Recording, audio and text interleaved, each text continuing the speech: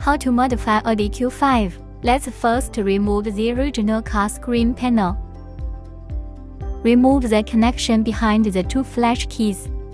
Unscrew the screen retention screw.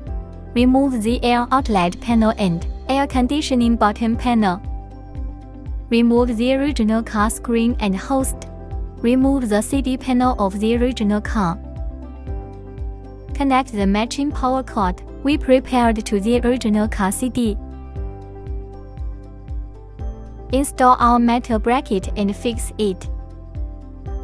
Install our base and tidy up the wire harness. Plug the wire into our product screen. It's done. Then we restored the air outlet and air conditioning board. Let's test it. It can support reverse rear view, support voice control to listen to music, support voice assistant navigation anywhere. Watching movies on the big screen. Thank